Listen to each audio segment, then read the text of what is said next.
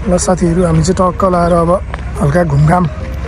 आज ईदको दिन बिहानसम्म पानी परेको थियो होइन। अब पानी हल्का थमिसकेपछि चाहिँ अब जाँदै हो होइन। सब फ्यामिली हो अनि म पनि अब टक्क आइरहेको छु होइन। भिडियो गर्दै आइरहेको छु म चाहिँ।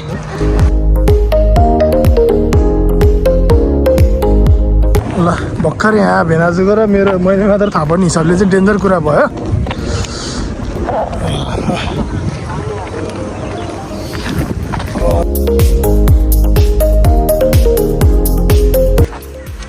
हामी चाहिँ टक्क यसो अब ईदमा चाहिँ घुमघाम गर्न आएको होइन। अब यहाँ एकजना दाइ हुनुहुन्छ, उहाँलाई चाहिँ सोधौँ है त यो ठाउँको के रहेछ विशेषता भनेर। दाइ के छ हालखबर तपाईँको, सन्चै हुनुहुन्छ? एकदम सन्चै। अनि के छ दाइ तपाईँको आफ्नै यो ताल के हो खास? आफ्नै ताल भन्दा नि यो चाहिँ हाम्रो भरतपुर महानगरपालिका हजुर वडा नम्बर 3 को चाहिँ 3 नम्बरमा पर्ने ताल हो। हजुर हजुर। जुन चाहिँ अहिले विकासको क्रममा धेरै नै अगाडि बढिसकेको छ यहाँ वडा नम्बर 3 चाहिँ।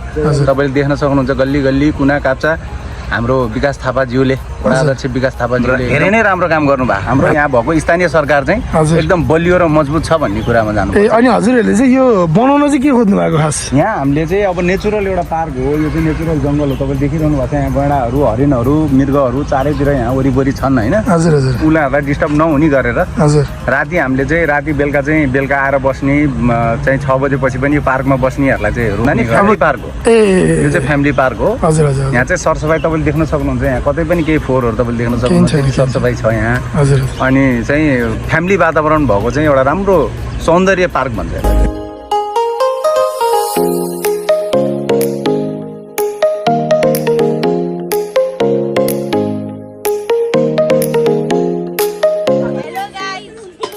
हेलो